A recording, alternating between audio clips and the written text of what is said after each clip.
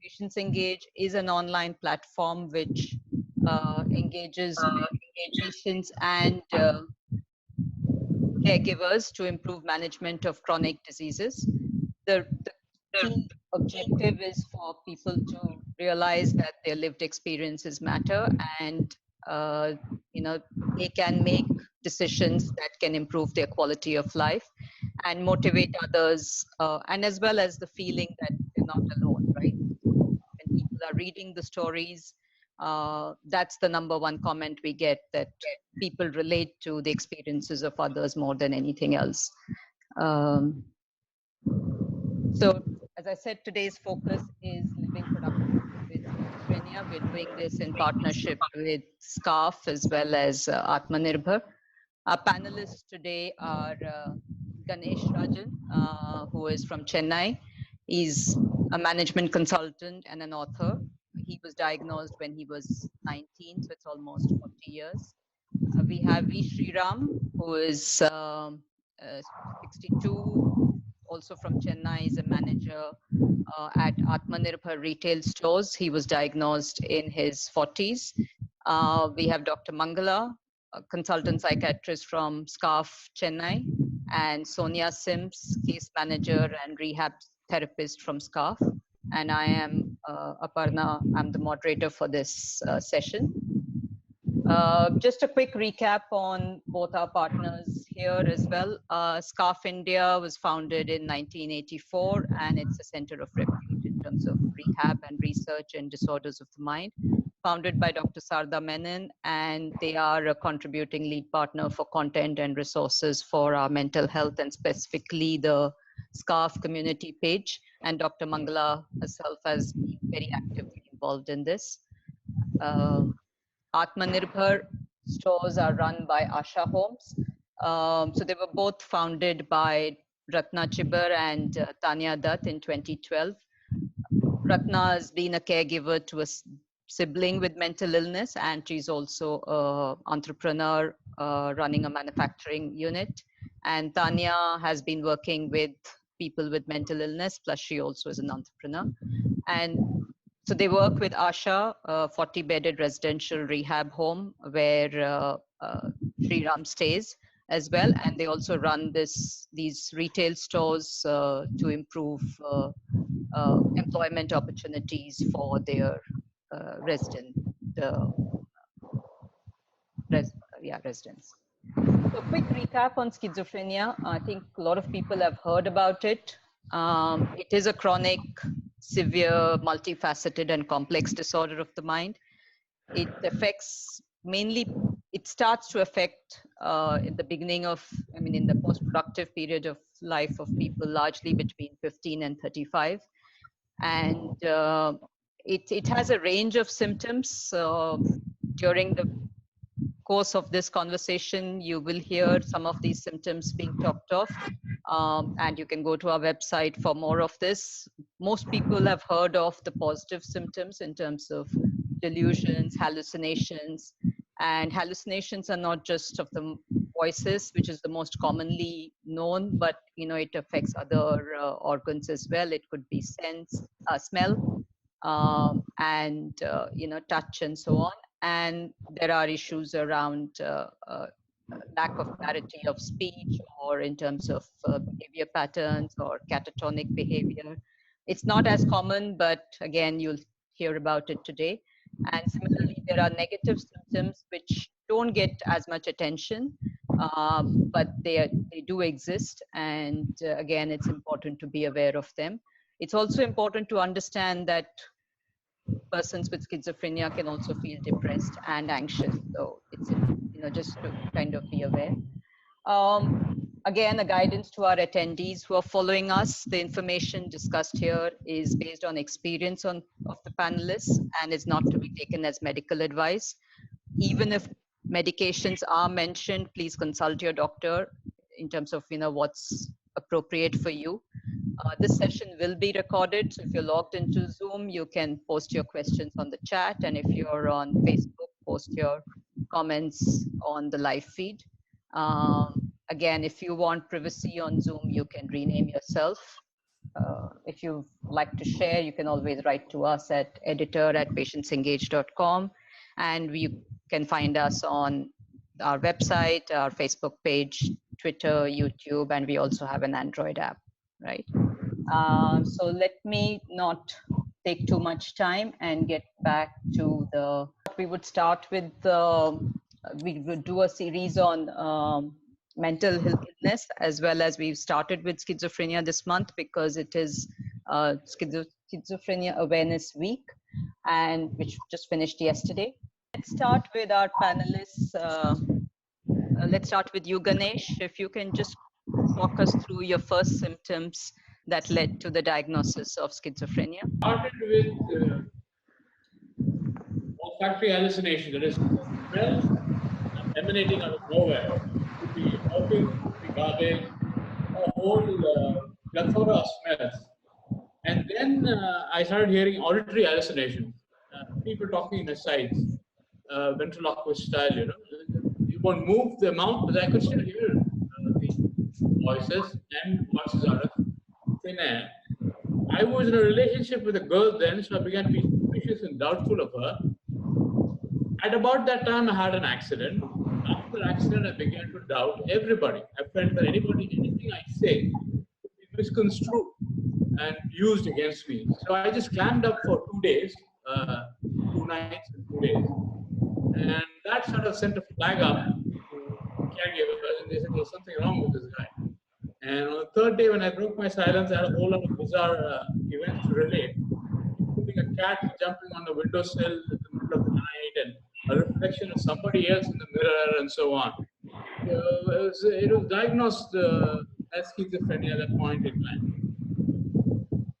Okay. And Sriram, you got diagnosed much later, right? I have a lack of sleep. For 2-3 days, I could not sleep properly. Lack of sleep.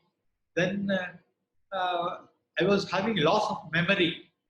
I could not remember the date, month, and year. And suddenly I lost my memory and lost my sleep. Then after some few days, this symptom continued.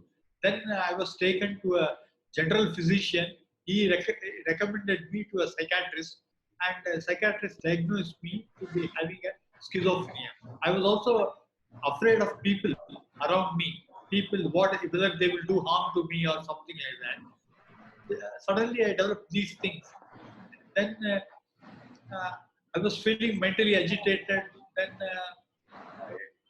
suspicious about people around me, fear of people, and lack of sleep, my loss of memory, partial loss of memory, not remember the date, month, and year, and all this. No clarity of thinking. So all these things were there in me, and later on, a psychiatrist diagnosed me to be having schizophrenia. Right, right. Dr. Mangala, are there, I mean, you know, these are fairly common symptoms. Are there any surprising symptoms or, you know, lesser known symptoms that people should be aware of?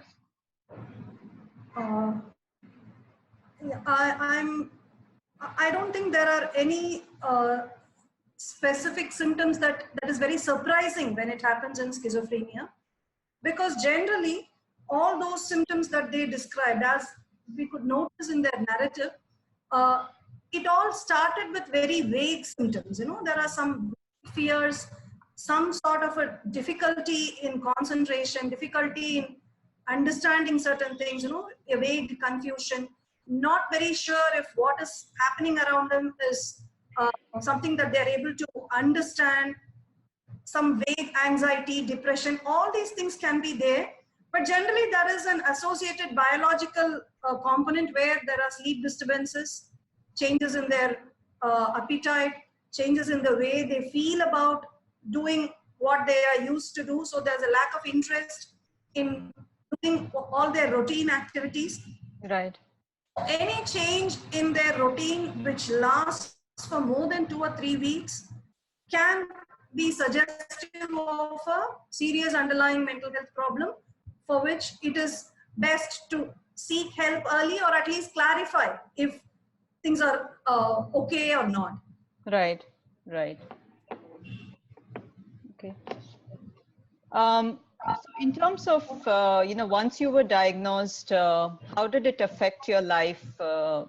You talked of the symptoms, but what were the effects of those symptoms on your day-to-day living? And, were there side effects of medicines? Sriram, do you want to talk about that first? Yes, ma'am. When I underwent all these symptoms, then the psychiatrist prescribed me Largatil, Serenase, Espazin Plus and all. But I was feeling work in my banking, initially in my banking career, I could not remember anything despite the medicine. Could not do anything. I was sleeping throughout the day, and my hands were shaking, my legs were shaking. So all these things persisted for a long time, but still I used to take drugs, medicines prescribed by the psychiatrist. But then there was no relief, and finally I had to resign my bank job, and then. Right. Okay. And Ganesh, how about you? I can relate. I can empathize with Sriram. With regards to medicine, just increasing the dosage may not help at all. Some manufacturers recommend a greatly higher range of doses, but I think they may not have a benefit. Like Sriram was experiencing, you just feel drugged to the point of stifling the symptoms without being able to function with the medication. So if the body is not able to respond to one kind of medication, I think another can be tried. In the matrix, one can determine, and Dr. Mangala may be able to comment on this. So if in 6 weeks there is not significant, but any improvement at all, one need not blindly increase the dosage and try something else. The new antipsychotics help us to shorten this turnaround time for testing. I think that's something that is very important. When I started at age 19, and now I'm 58, 59, the antipsychotics have much lesser side effects, and it can be there are also a wide variety now available, and Right. can be prescribed depending on the patient profile. Right. So, Dr. Mangala, what is your advice to patients, because they do struggle with some of the side effects? So, what is the best approach for them to work with their doctor, or how should they go about it in terms of getting to the right level of medication? Okay. I think, yeah, it was those days when Sriram and Ganesh were started on medication, we didn't have a great many options when it came to choosing antipsychotics. But now we have a very wide range of newer antipsychotics. They are not necessarily the ideal drug, but they are much better in terms of side effect profile and in the way they target symptoms. There are medications which are specifically designed to target the negative symptoms, the cognitive symptoms, with very less side effects. So I think today we seem to get a better response to medication, and because of the options, we don't have to really stick on to a drug that doesn't suit the person anymore. If there are very difficult side effects, side effects which are seriously affecting a person's routine, then we have the luxury of shifting from one drug to the other.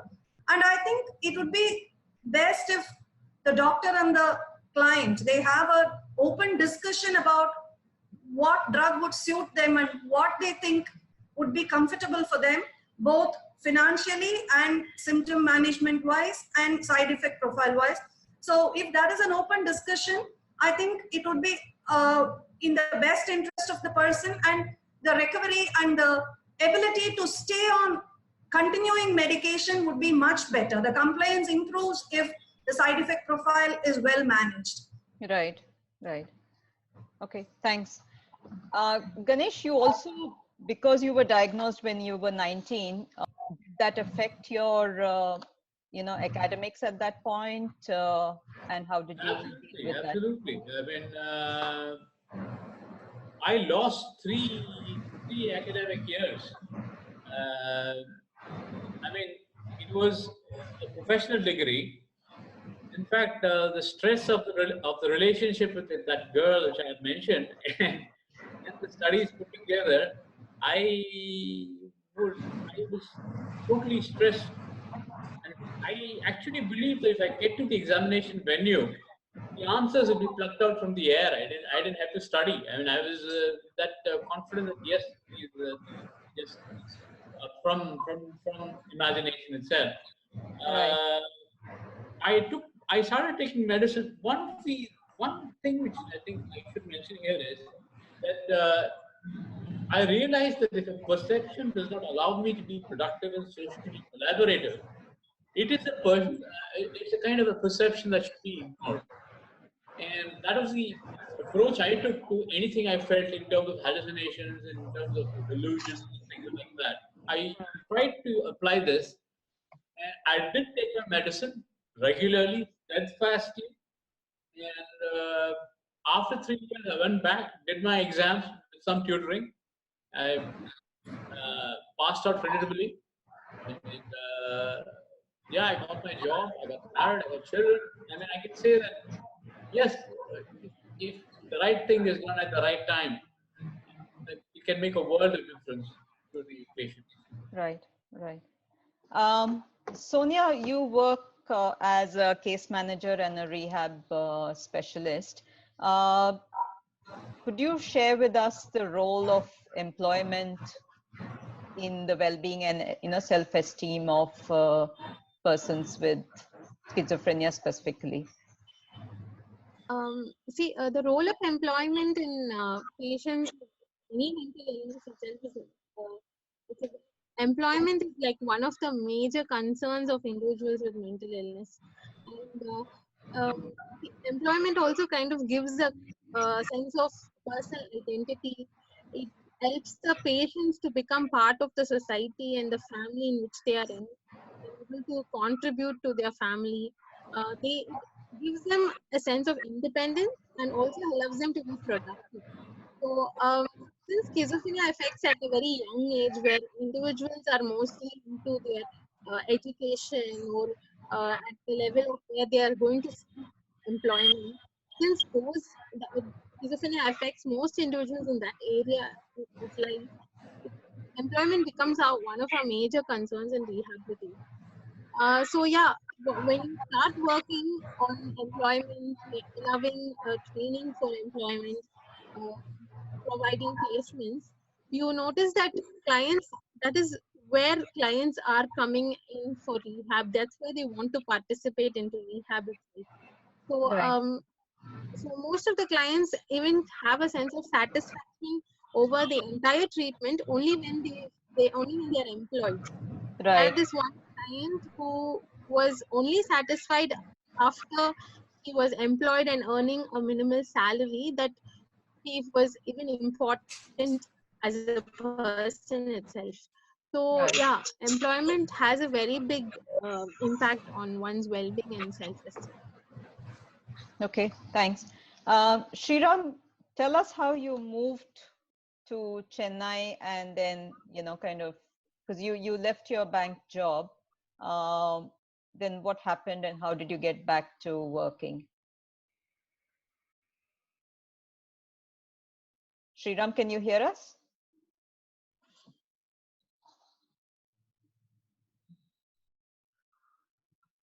Yeah, Sriram, are you there? Yes, ma'am. Yes, Yeah. I'm there. Very much there. Yeah. So can you tell us how you got back to working? My relative, one of my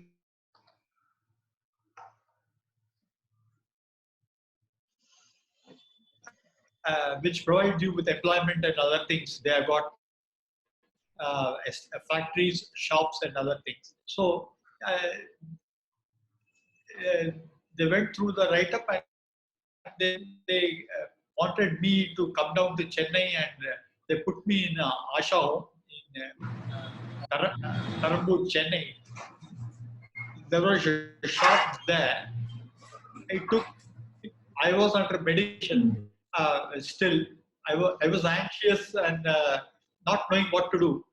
Right. Then for 1 year, I was under medication, and then slowly I began to recover. When the home shifted to Erikare Street, there was they opened a shop there. I picked up my job there, and my medication was accordingly adjusted. I went- I was taking that time Sizopin, Sizopin and Sizodon and for Forte and Rivotril and Prodap and all. So this third generation drug and fourth generation drug helped me to recover and do my job better in the shop. I was learning a lot of things in the shop, and I slowly picked up my work there. And because of the newer third generation and fourth generation drug, I recovered to a great extent. And then I served for nearly 9.5 years.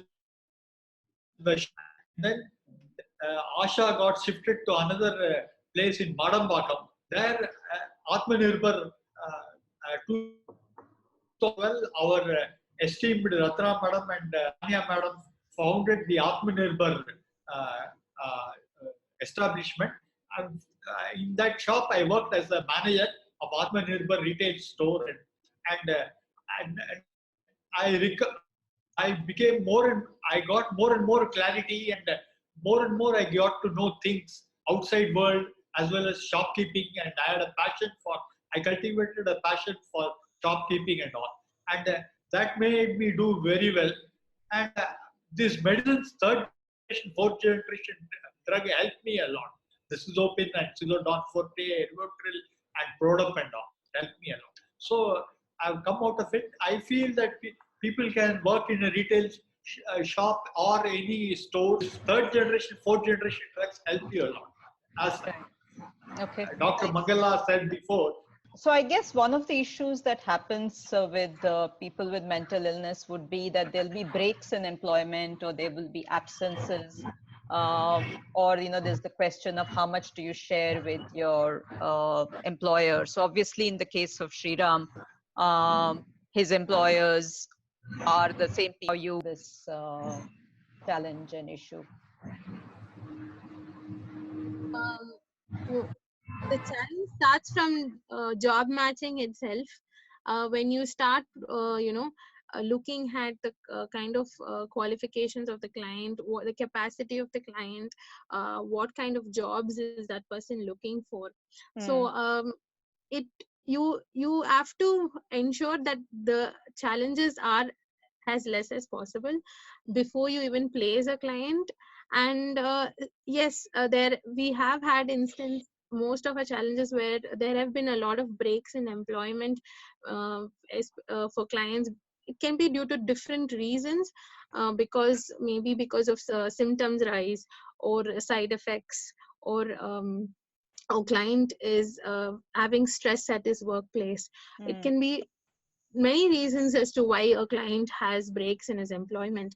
But I think, the one of the ways in which you can deal with this challenge is, one, you can have frequent contact with your client, and so that in every review you work with these challenges that the clients are facing in their workplace itself. And when it comes to disclosure, I think the best way to work with disclosure is ask the client whether he is ready for disclosure to the employers. Usually what we do here at SCARF is we have a discussion with the clients whether what they want to disclose, and if they're even willing to disclose. And if they are, then we do take the clients, we have a discussion with the employers and the client together itself, and we explain the situation. And there are employers who we have disclosed to, who have we noticed to have been supportive employers. And so when we have supportive employers, the breaks in employment also kind of reduces. Right. And of course, when we do disclose about the client's treatment and illness itself, we do give a small brief history on what the client has been facing in his life and things like that. So yeah, it is good to have contact with your employer as well as your client, frequent contact. I think here the level of communication and the quality of your communication is very important. Right. Right. Ganesh, you did not share your diagnosis with your employers at any No, no, point. So, I did not. I did not. right. I feel it's the merits of work that should decide. It's crucial that the patient wins the confidence of his employer. All that matters is the ability to work and mingle with others at work. Um I don't see it as a lie. I don't think one should look at it as a moral issue, uh, because it's not, in general, not many people are aware of schizophrenia.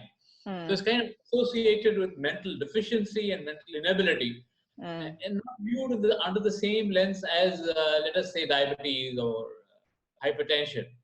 Uh, so, yes, the stressors at work should be handled at work. The stressors in relationship and other aspects and symptoms have to be handled with the psychiatrist and the caregivers, the family, and what have you. Uh, so, yeah, I mean, if you have done enough and you can disclose once the confidence of the employer is evident. So, it's a take.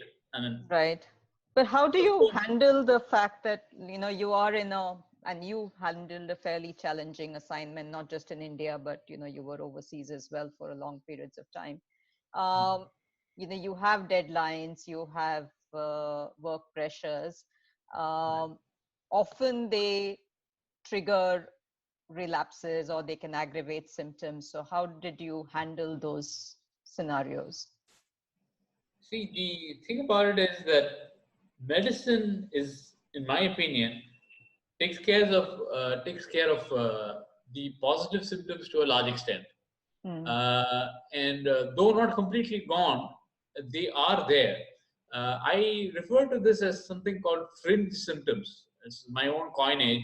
When there is a lot of stress or there's a lot of stimulation, to see a movie or get a very intense discussion. Following that, for 5 minutes or five to 10 minutes, whatever, there may be these hallucinations which happen on the fringe of the senses.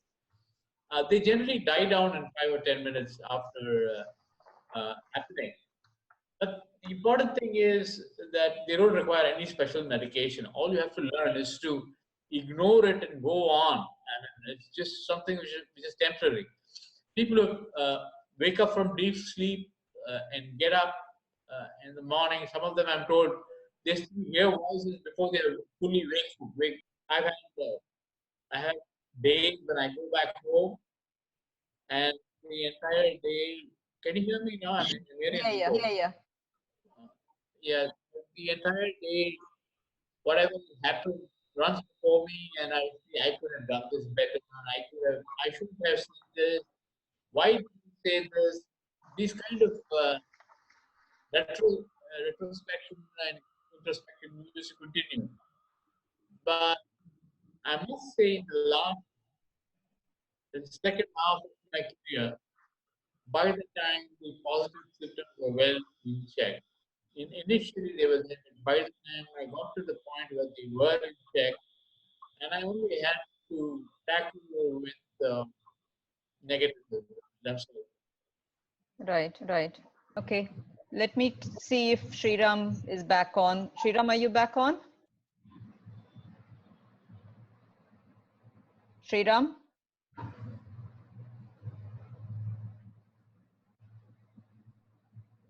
No? Okay. I think, Ganesh, you talked of this as well at some point, that, you know, how when you're not, I mean, even though you're managing and you managed fairly well, there was still a feeling of, in your own mind, there was a feeling of inadequacy or enough. Do you want to kind of talk about it and how it kind of created, I guess, self-stigma as well? Yeah, surely. One thing we all forget is that bottom line, we are all human beings. We are in a social surroundings. We have to go by them. I honestly felt inadequate till I started journaling, started writing about these things. It made me get over a lot of these negative feelings. In my book, I have said there are three things: uh, make, make Sorry. meet you by proper choices. The second thing which I have mentioned is understand that you're unique. Don't compare yourself to anybody else. You're a collection of atoms that never was and never will be again. And lastly, know your betterment in anything. You are inexorably getting better in some manner or another. You're learning. As time goes, you're learning. I think Right. these 3 points help a lot in coming to terms with your inadequacy, your innate sense of inadequacy. So once you have, of course, I have said this many times, there is no perpetual blue sky feeling. There is no such thing. Even if the normal people have their ups and downs, similarly, the patients also have their ups and downs. So once we know that we are being proactive and not reactive to every manifestation, we get to the point where the sense of inadequacy is also subsumed, and we carry on with a normal or near normal life. Right. Okay. Right. Thanks, Sriram. Just taking in a question that has come from the audience. This will be for you, Dr. Mangala. Schizophrenia and bipolar. She's currently taking therapy like talk therapy with counseling guys. Yeah, that may help depending on the kind of symptoms that she has. But more than that, I think if there is a structured routine that she's following, and if she can be engaged productively for the better part of the day, and if there is adequate physical activity, which can involve either walking or jogging or gymming or swimming, whatever, some physical activity that will help her feel a little more relaxed, all those things will help. Even before you try going for therapy, I think we should try out these physical and structured daily living, which would definitely have its own benefits.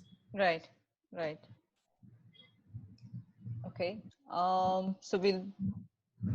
Okay, there was one other question for us that was, do you plan to organize any program on dementia? And yes, the answer is yes.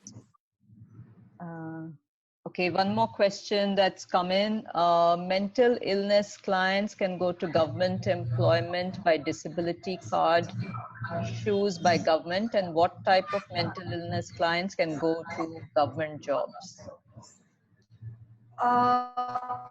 Unfortunately, as of now, there are no government jobs available for persons with serious mental illnesses. I think that the disability card and employment is still limited to persons with mental retardation. Sonia, I think, will be able to talk more about it if I'm right. And the other thing is, most of the time it is the kind of jobs that we are looking for which matters. In a government setting, if the job is, it has to match this person's individual capabilities. It's not that easy like a physical disability where, you know, there are certain kinds of jobs that are definitely possible for a person with a visual challenged, or if he is orthopedically challenged or hearing impaired. Unfortunately, in mental illness, the disability varies from individual to individual, and it is very difficult to say that this is a job this person can do. No, that the job matching is very difficult when it comes to mental illnesses, and so it has to be on a case-by-case basis, and we cannot have a one size fits all kind of rules for employment of persons with serious disability. Right, right. Okay, thanks. Sonia, you would like to add to that? Yeah, just to add on in the disability benefits, yes, there is a very small percentage of employment benefit, which is again combined with other disabilities like autism and things like that. So very small percentage of inclusion for mental illness. Employment, I think, though it is difficult for persons with mental disabilities to get into new employment, I think people should be aware that a person who is already employed in government services will not lose his job just because he or she is diagnosed with a mental illness, because that is one of the major factors that plays on the minds of people who are employed in government service, that they might lose their job because they are diagnosed, and they tend to hide the fact, and they tend to I mean, that is one reason why they never go seeking employment, seeking treatment for their symptoms, and try to hide it under the carpet. The government rules are very clear in India that you do not lose your job just because you have been diagnosed to have a mental health problem. So that is not a reason for somebody to be asked to leave the job. So and remain well. Good. Excellent, excellent. So I think Dr. Mangala, you alluded to this in the previous question as to, you know, how to work with your routine and discipline to manage certain aspects of your condition, whether it's medicine, sleep, lifestyle, etc. And Ganesh, you've talked of journaling. Are there other things that you would like to add to that, Ganesh, in terms of your routine or discipline? Exercise. I mean, the changes it can bring about are phenomenal. I mean, a sedentary lifestyle is all good. If you want to come out of it, and if you want to work productively, go for that walk. Go for that 45-minute walk. Do those 15-minute stretches. Keep habits healthy. Eat well. Eat properly.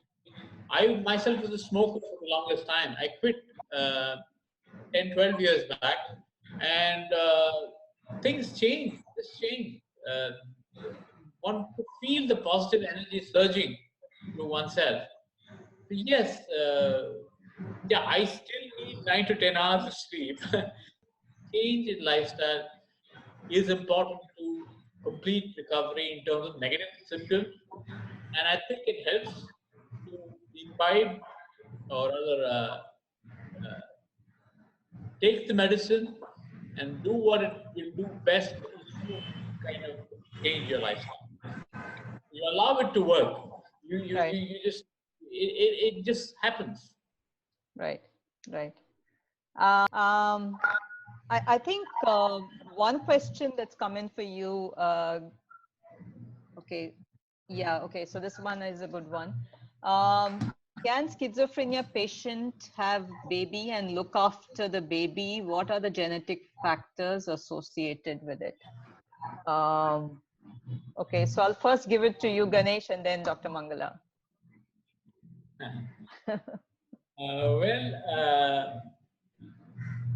Okay. First thing is it's a 1% chance of 1 in 100 can have schizophrenia. The stats say that 1 in 100 can have schizophrenia. Correct. And it increases a tad bit, I think about 10%, if a near relative has schizophrenia. Which means from 1% it moves up to 1.1%. Right. But here we're talking about a Russian roulette. We don't know who's going to get that particular gene. Right.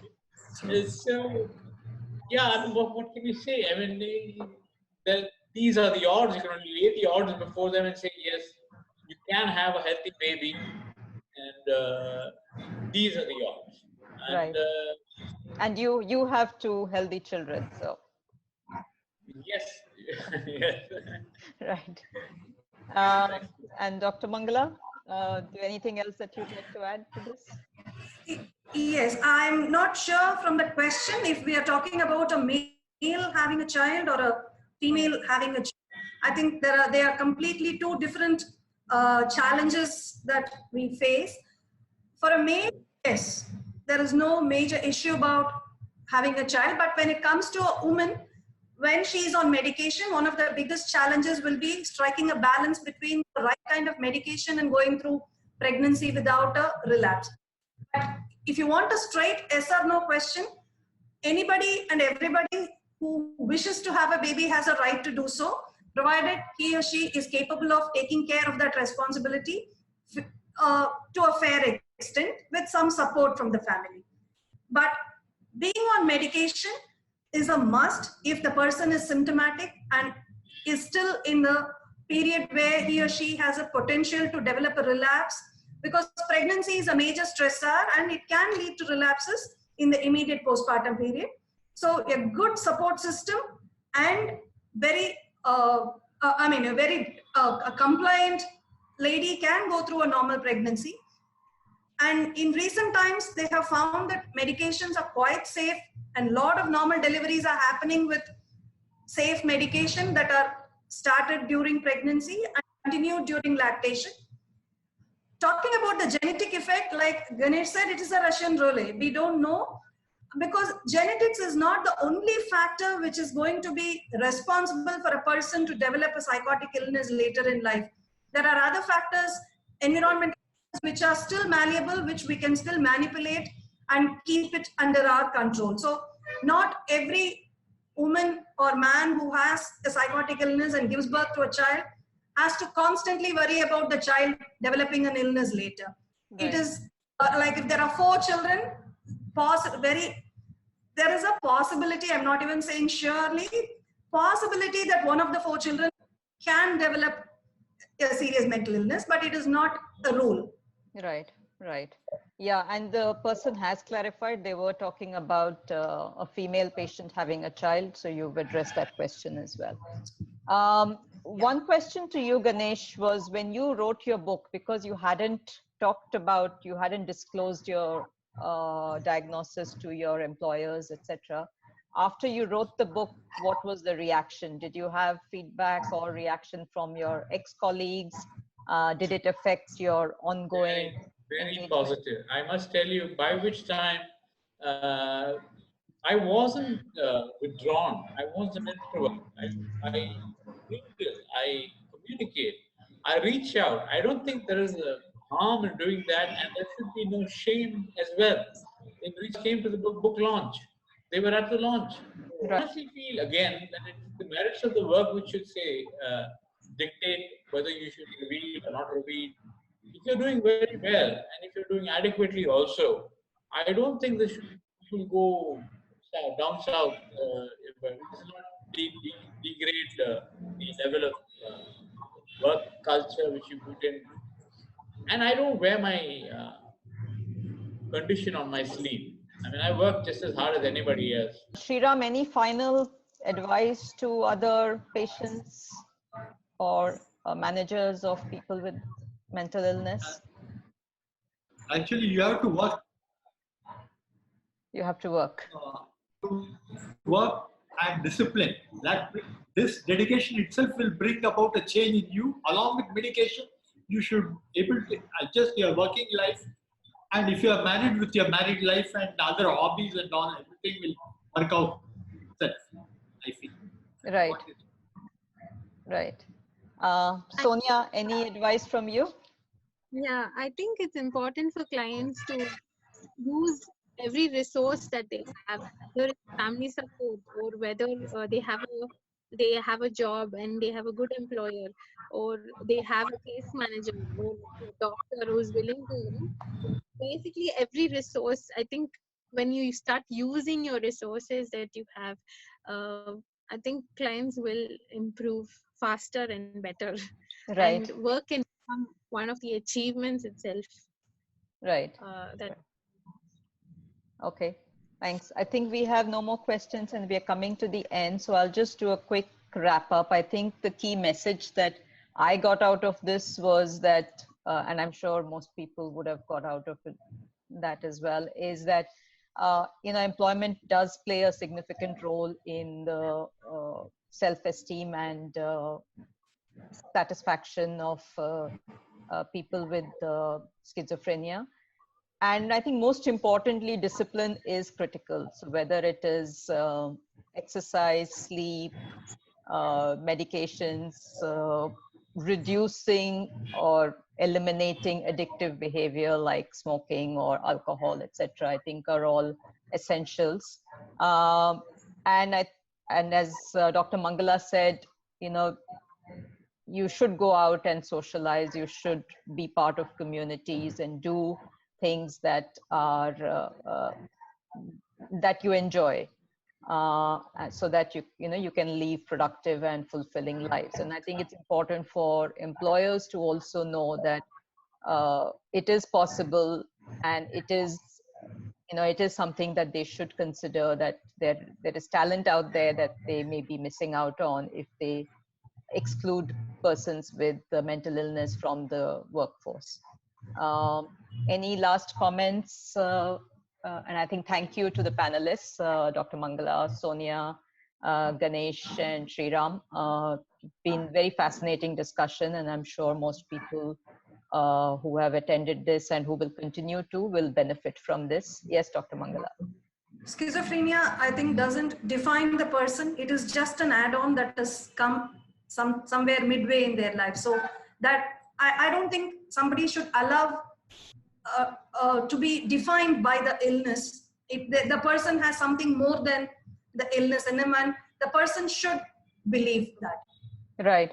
Right. Thanks. So again, to everybody, thank you out there. And if you have any experience to share or any question, do write into us. And any feedback on this, or if you want any other sessions, we've already got a question on dementia, but if there's anything else that we would like